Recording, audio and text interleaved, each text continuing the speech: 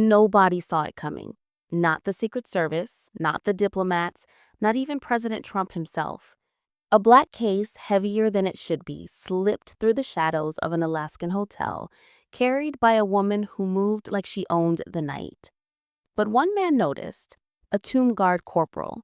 Lucas Bennett stood silent in his navy blue uniform, eyes locked on the corridor where secrets were about to vanish. Everyone thought he was just there for show, a ceremonial statue and a summit full of power plays. They were wrong. Because tonight, in the snow-choked streets of Anchorage, that tomb guard was about to stop a theft that could have tipped the balance of the Arctic, and the only person who knew the real stakes was already halfway to the exit with a Russian SUV waiting in the dark. Before we dive into this story, where are you watching from? Let us know in the comments. And if you believe that values like honor, courage, and sacrifice still matter, join us in keeping their legacy alive. Anchorage, Alaska, February 2025. The Captain Cook Hotel stood like a lone sentinel in the heart of a frozen city, its glass walls glowing faintly under a sky heavy with snow. The wind howled through the streets, piling drifts against the curbs and turning the neon signs into blurred halos of light. Inside, the air was warm but charged, thick with the unspoken weight of a U.S.-Russia summit that had drawn the world's attention to this remote corner of America. No press was allowed past the outer perimeter, where armed guards patrolled in silence. No cameras captured the quiet movements of security teams weaving through the marble-floored lobby. This was a closed-door affair, a high-stakes meeting between President Donald Trump and President Vladimir Putin, officially about Arctic energy rights, but simmering with tensions that went far deeper. And at the center of it all, standing motionless in his navy blue dress uniform, was Corporal Lucas Bennett, a tomb guard from the 3rd U.S. Infantry Regiment, the Old Guard. Lucas stood at his post just outside the main conference hall, his kepi hat angled precisely, white gloves pristine, eyes fixed on a point just beyond the horizon. At 28, he was a Montana boy turned soldier, raised in a small town where the sky stretched endless and duty was a way of life. His father, a Vietnam vet who'd come home with a Purple Heart and a quiet pride, had taught him that honor wasn't just a word. It was a line you held no matter the cost. Lucas had earned his place among the tomb guards, the elite sentinels of Arlington's Tomb of the Unknown Soldier, through relentless discipline and an unyielding commitment to precision. Tonight, he was here as an honor guard, a symbol of American resolve, tasked with standing watch over a summit that felt more like a high-stakes poker game than a diplomatic handshake. The lobby buzzed with controlled chaos. Aides in tailored suits darted between rooms, clutching tablets and whispering into earpieces. Secret Service agents, their faces carved from stone, scanned every corner with eyes that missed nothing. Russian security, lean and sharp-eyed, moved with a different rhythm, too smooth, too practiced, like predators pacing a cage. Lucas didn't flinch as they passed, but he noticed everything. The way one Russian aide, a woman with jet black hair tied in a tight bun, lingered too long near the secure document room down the corridor. Her eyes flicked to the door's keypad, then away like she was memorizing its position. Her name tag read Elena Vulov, advisor to the Russian delegation. Lucas logged the detail in his mind, a steel trap for anything out of place. The summit had kicked off at noon, with Trump and Putin meeting for a single photo op in the hotel's grand atrium. Trump, all brash confidence, had strode in with his trademark swagger, cracking a loud joke about the Alaskan cold that echoed off the chandeliers. "This place makes Siberia look like Miami," he'd said, grinning for the one camera allowed. Putin, smaller, quieter, had offered a thin smile, his eyes cold and unreadable, giving nothing away. The two leaders shook hands, then disappeared behind the heavy oak doors of the conference hall, leaving the aides and security teams to their silent dance in the lobby. Now, hours later, the delegations were on a break, and the real work was happening in the shadows.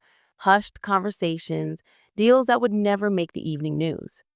Lucas's post gave him a clear line of sight down the corridor to the document room, a reinforced steel door tucked behind a velvet rope. Inside was a locked case containing classified files, briefs on U.S., NATO energy agreements, Arctic military deployments, and something else, something only a handful of people were cleared to know. The case was secured with a biometric lock, accessible only to U.S. personnel with the specific code. Lucas wasn't supposed to know what was inside. His orders were simple: stand watch, observe, ensure protocol. But he'd seen the way the case was handled when it arrived earlier that day. 2 Secret Service agents, a military liaison, and a coded tag that didn't match the summit's standard protocols. It was heavy, not just in weight, but in intent, like it carried the kind of secrets that could shift the balance of power. As the evening wore on, the air in the hotel grew tighter, the hum of tension rising like static. Lucas's peripheral vision caught Alayla Vulov again, moving through the lobby with a male aide, both carrying slim tablets. She paused near the document room, her fingers brushing the keypad's edge, then moved on when a U.S. steward passed by with a tray of coffee. Lucas's jaw tightened, but he didn't move. Tomb guards didn't chase hunches, they held the line. And Lucas was the best at it.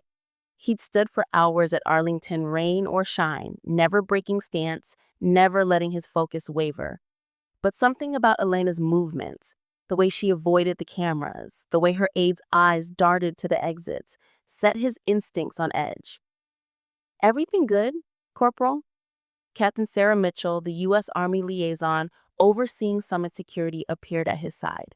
She was 35, with blonde hair pulled back in a tight ponytail, her tablet glowing with real-time feeds from the hotel security grid.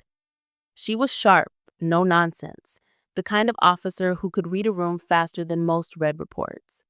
She'd been the one to brief Lucas that morning, her voice clipped but warm, trusting him to be her eyes on the ground. "All clear, ma'am," Lucas said, his voice low, steady, barely audible over the lobby's murmur. He tilted his head slightly, just enough to signal he had something to add. "But that Russian advisor, Vulov, she's been circling the document room. 3rd time in an hour." Sarah's eyes narrowed, but she kept her tone light, almost casual. "Noted. Probably just scoping the layout. Russians love their recon. Anything specific?" "She's avoiding the cameras," Lucas said. "Steps out of frame every time she gets close to the door. Her aide's doing the same." Sarah tapped her tablet, pulling up a feed from the corridor's cameras. "Could be nothing. Could be nerves. I'll keep an eye on her. You just keep doing what you do best, looking like a statue." Lucas didn't smile. He wasn't wired for it on duty, but he appreciated Sarah's trust. She was one of the few who saw past the ceremonial polish to the soldier underneath, the one who trained for years to notice the smallest details, the angle of a glance, the weight of a step, the flicker of intent in someone's posture. The night deepened, snow piling higher outside, muffling the world beyond the hotel's walls. The summit's break stretched longer than planned, with aides and security teams milling in the lobby, their voices low but urgent. Lucas's post was a quiet island in the storm, but his senses were on high alert. At 8:15 p.m., Elena Vulov passed again, this time alone. She carried a slim black case, the kind used for secure tablets, and her pace was too deliberate, like she was counting steps to a rhythm only she could hear. She stopped at the document room door, glanced left, then right, and tapped something into her phone. Lucas's fingers twitched inside his gloves, but he stayed rooted, his training holding him in place. He'd stood for hours at Arlington, rain or shine, never breaking stance, never letting his focus waver. But something about Elena's movements, the way she avoided the cameras, the way her aide's eyes darted to the exits, set his instincts on edge. "Everything good?" Corporal Captain Sarah Mitchell, the U.S. Army liaison overseeing summit security, appeared at his side. She was 35, with blonde hair pulled back in a tight ponytail, her tablet glowing with real-time feeds from the hotel security grid. She was sharp, no nonsense, the kind of officer who could read a room faster than most read reports. She'd been the one to brief Lucas that morning, her voice clipped but warm, trusting him to be her eyes on the ground. Huh. All clear, ma'am, Lucas said, his voice low, steady, barely audible over the lobby's murmur. He tilted his head slightly, just enough to signal he had something to add. But that Russian advisor, Vulov, she's been circling the document room. Third time in an hour. Sarah's eyes narrowed, but she kept her tone light, almost casual. Noted. Probably just scoping the layout. Russians love their recon. Anything specific? She's avoiding the cameras, Lucas said. Steps out of